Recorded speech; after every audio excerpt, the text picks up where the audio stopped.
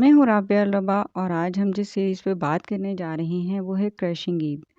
زندگی کا پہلا مرد اگر ساتھی ہو تو عورت کو زندگی جینا اور گزارنا کا فرق سمجھ آ جاتا ہے۔ دوسرا مرد اگر دوست بن کر سوچے تو معاشرہ خوشیوں سے بھر جاتا ہے۔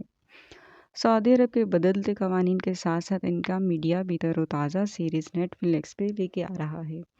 سماج جتنا وسعت بھرا ہوگا، زندگی اور کہانی میں اتنے ہی رنگ ابھریں گے۔ کرشنگ عید ہمارے لیے اس لیے اہم ہے کہ اس کا ہیرو پاکستانی ہے اور ہیروئن سعودی ہے۔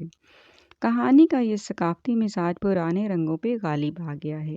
پوری دنیا کو چھوڑ کر پاکستانی ہیرو کو لکھنا جہاں سیریز میں ثقافتوں کو دکھا رہا ہے، وہاں پاکستانی اور سعودی عرب کا نیا گلوبل تصور بھی پیش کر رہا ہے۔ پہلے ہم کہانی پہ بات کرتے ہیں تو کہانی کچھ یوں ہے۔ رازان بچپن سے ایک ذہین اور منفرد لڑکی دکھائی گئی ہے۔ رازان سعودیہ سے برطانیہ پڑھنے جاتی ہے اور وہیں اس کی دوستی سمیر سے ہو جاتی ہے، جس کے والدین 70 کی دہائی میں برطانیہ جا بسے تھے۔ یوں سمیر برطانیہ میں ہی پیدا ہوا۔ وہ خود کو برطانوی شہری کہتا ہے، لیکن اسے بار بار ایک سوال کا سامنا کرنا پڑتا ہے کہ وہ کہاں سے ہے۔ اس کا ایشیائی حسن ہر جگہ پہچانا جاتا ہے۔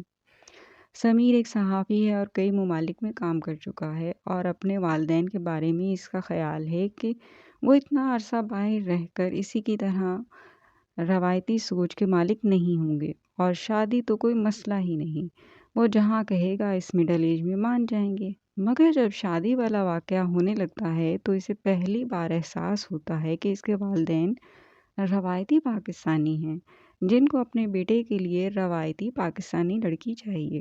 یہ بات اس کو حیران کر دیتی ہے اور زاران کو بھی۔ دوسری کہانی سیریز کی ہیروئن زاران کی ہے۔ زاران پرانے سعودی تہذیب میں ایک روایتی زندگی گزار چکی ہے۔ اس کی شادی اس کی ماں نے خالہ کے بیٹے سے کم عمری میں ہی کروا دی تھی، جس سے ایک بیٹی لامر پیدا ہوئی۔ بیٹی کی وجہ سے زاران مجبور تھی کہ اسے یہ رشتہ نبھانا ہے، لیکن اس کا شوہر ایک بہت روایتی اور جابر قسم کا انسان تھا۔ ایک دن تو وہ اس کا سر گاڑی کے شیشے سے ٹکرا دیتا ہے کہ اس نے گاڑی سے باہر کیوں دیکھا۔ زاران اس دور میں سعودی تہذیب کے مطابق عبایا پہنتی تھی۔ اس نے شادی اور تہذیب میں ڈھلنے کی بہت کوشش کی، مگر اپنے شوہر کے حاکمانہ رویے کو برداشت نہ کر سکی۔ 7 سال بعد طلاق لے لی اور اپنے والد سے ضد کر کے برطانیہ چلی گئی۔ وہ ایک خود مختار اور بااعتماد عورت بننا چاہتی تھی۔ اس نے ماضی میں بھی محسوس کیا کہ اس کی ماں اس کے نسبت بھائی کو زیادہ چاہتی ہے۔ پھر اس نے سسرال میں مشکل زندگی گزاری۔ اس کا باپ اسے پیار کرتا تھا، وہ مان گیا۔ وہ بدلتے حالات کو سمجھ رہا تھا اور بیٹی کے جذبات کو بھی بھانپ گیا تھا۔ اس کی بیٹی لامر بھی وہیں پلی بڑھی تھی۔ اب وہ 15 سال کی ہو چکی تھی۔ اس کو رازان اور سمیر کی دوستی کا علم بھی تھا اور خوشی بھی تھی کہ اس کی ماں شادی کا فیصلہ کرنے جا رہی ہے۔ ایک دن رازان سینما میں سمیر کو شادی کے حوالے سے پوچھتی ہے۔ وہ 2 انگوٹھیاں لے کر آتی ہے، ایک اسے دیتی ہے کہ وہ پہنا دے، ایک وہ سمیر کو خود پہنا دیتی ہے۔ پرپوز کرتے ہوئے جذبات میں ایک جملہ کہتی ہے، تم بہت اچھے ہو، کبھی تو مجھے لگتا ہے تم مرد ہو ہی نہیں، مطلب مثبت انداز میں کہہ رہی ہوں۔ لیکن چونکہ دونوں دوست ہیں، لہٰذا سمیر اس بات کو سمجھ سکتا ہے کہ ایک عورت شادی کی بات کرتے ہوئے اگر ایسا کہہ رہی ہے تو اس کے کہنے کا مطلب ہے تم بہت مختلف انسان ہو۔ سمیر کو بھی اس دوستی والی شادی پہ کوئی اعتراض نہیں ہوتا، کیونکہ اس تعلق میں سب سے اچھی بات آسانی ہے۔ سمیر کا خیال ہے وہ تو آزاد ماحول کا آزاد باشندہ ہے، مگر رازان روایتی ماحول سے آئی ہے، اس لیے روایت کے مطابق اسے سعودی عرب جا کر اس کے والدین سے ان کی بیٹی کا ہاتھ مانگنا چاہیے۔ رمضان کا مہینہ ہے اور سعودی قوانین سمیت اب ساری کہانی شگفتہ ماحول میں آگے بڑھتی ہے۔ رازان سعودی عرب آتی ہے، گھر والے بہت خوش ہیں۔ اس کے بھائی سفیان کی طلاق ہو چکی ہے۔ اس کی بیوی بھی ایک سخت گیر عورت تھی، وہ بچہ لے کر اس سے الگ ہو گئی۔ سفیان کو اس صدمے سے پینک اٹیک سے بھی گزرنا پڑا۔ رازان کی ماں بھی سخت مزاج خاتون ہے، لیکن اس کا باپ اتنا ہی نرم مزاج انسان ہے۔ جو عورتیں بہت قید و بند میں رہتی ہیں، سخت مزاج ہو ہی جاتی ہیں۔ سمیر بھی سعودیہ کی فلائٹ لیتا ہے اور سنیپ چیٹ سے نقشہ نکال کر رازان کے گھر تک پہنچ جاتا ہے۔ وہ ایک صحافی ہے، اس لیے پروفیشنل ہنر بندی بہت جگہ اس کے کام آتی ہے، جیسے وہ کسی اچانک ہونے والے واقعے پہ جذباتی نہیں ہوتا، بلکہ اس میں سے گزرنے کی کوشش کرتا ہے۔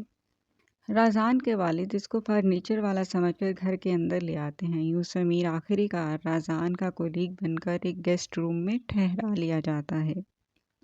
رازان کے گھر ملازم پاکستانی ہے اور اس کا نام بھی سفیان ہے، اس لیے اسے سب گھر والے عبدالعزیز کے نام سے بلاتے ہیں۔ رازان کا بھائی بھی اپنے باپ کی طرح روایتی مرد نہیں ہے، اس لیے وہ سمیر کے حوالے سے کوئی بہت بڑا مسئلہ کھڑا نہیں کرتا۔ لیکن جب گھر والوں کو علم ہوتا ہے وہ دونوں شادی کرنا چاہتے ہیں تو سمیر کا پاکستانی ہونا سوال بن جاتا ہے۔ اس کا باپ اور بھائی تو یہ گولی نگل جاتے ہیں، مگر ماں کے لیے یہ بہت دشوار ہے۔ وہ ہر ممکن کوشش کرتی ہے یہ شادی نہ ہو۔ رازان کی ماں سمیر کو ایک موٹی رقم بھی ملازم کے ہاتھ بھیجتی ہے کہ وہ پیسے لے کر ان کی جان چھوڑ دے۔ یہی حال سمیر کے گھر میں ہوتا ہے۔ اس کے والدین ہر ممکن کوشش کرتے ہیں یہ شادی نہ ہو۔ اس کے والد رازان کو فون کر کے کہتے ہیں کہ وہ اپنی بیٹی کی شادی ایک طلاق یافتہ اور بچی کی ماں سے نہیں کرنا چاہتے، بلکہ ایک کنواری پاکستانی لڑکی سے کرنا چاہتے ہیں۔ وہ بھاگ کر شادی کرنے کی کوشش کرتے ہیں تو بھی رازان اپنے بھائی کو ہی گواہ کے طور پہ بلاتی ہے۔ یہ منصوبہ بھی کامیاب نہیں ہو پاتا، مگر اس کا بھائی رازان کے اس فیصلے کو بھی انا کا مسئلہ نہیں بناتا۔ لامر اپنے والد سے ملنے لگتی ہے تو وہ بھی وہی پابندیاں لگاتا ہے جو ایک جوان ہوتی لڑکی پہ روایتی سماج لگاتا ہے۔ وہ باپ کی بات ماننے کی کوشش کرتی ہے مگر ماں کی ہی طرح ٹوٹ جاتی ہے۔ 4 کی سیریز میں تمام ڈرامائی سین آتے ہیں جو دو روایات سے جڑی معاشرت میں ممکن ہو سکتے ہیں، لیکن سیریز چونکہ بنیادی طور پہ مزاحیہ انداز میں لکھی گئی ہے اس لیے اس سب درد کو ہضم کرنا آسان ہو جاتا ہے۔ عید کے دن کھانے پہ سب رشتہ دار زاران کے گھر موجود ہیں۔ زاران کی خالہ اور سابقہ شوہر کا گھرانہ بھی آئے ہوئے ہیں۔ زاران اور سمیر کی شادی کی بات ہوتے ہی سب کھانے کی میز سے اٹھ کر چلے جاتے ہیں، صرف زاران کا خاندان رہ جاتا ہے۔ زاران کی ماں کو اب اندازہ ہو جاتا ہے کہ یہ شادی تو ہو کر رہے گی، اور وہ یہ کہتے ہوئے کہ امید ہے اب پاکستانی اپنی سابقہ نسلوں سے بہتر ہوں گے، اس شادی کو قبول کر لیتی ہے۔ اس سیریز کی اہم بات یہ ہے کہ ایک طرف سعودی عرب کا وسعت قلب دکھایا گیا ہے اور اس کی تمام روایت پسندی کے برعکس زاران کے والد اور بھائی بہت غیر روایتی مرد دکھائے گئے ہیں۔ سفیان آخر میں زاران کے پہلے شوہر سے کہتا ہے تم طلاق کا الزام میری بہن کو مت دو اور اپنی بیٹی کو ایک مکمل انسان سمجھو۔ وہ اب ایک جوان بچی ہے اور اپنے ماموں کی طرح ہنس مکھ ہے، یوں لگتا ہے جیسے اسے ایک سین کے لیے ساری سیریز لکھی گئی ہو۔ یہ ایک بھائی کا بہت فراق دل رویہ ہے، بلکہ سعودی عرب کا ایک روشن چہرہ ہے۔ زندگی کا پہلا مرد اگر ساتھی ہو تو عورت کو زندگی جینا اور گزارنا کا فرق سمجھ آ جاتا ہے۔ زاران اپنے والد کی وجہ سے زندگی جینا سیکھی ہے۔ دوسرا مرد اگر دوست بن کر سوچے تو معاشرہ خوشیوں سے بھر جاتا ہے۔ زاران اپنے بھائی کی دوستی کی وجہ سے اتنی مشکلات کے باوجود مسکرا اٹھی ہے۔ سفیان اپنی بھانجی کے لیے بھی دوست جیسا ماموں ہے۔ گھر میں ایسے دوست مل جائیں تو لڑکیوں کو گھر سے بھاگنا نہیں پڑتا، بلکہ خوشیاں ان کے گھر خود دستک دیتی ہیں۔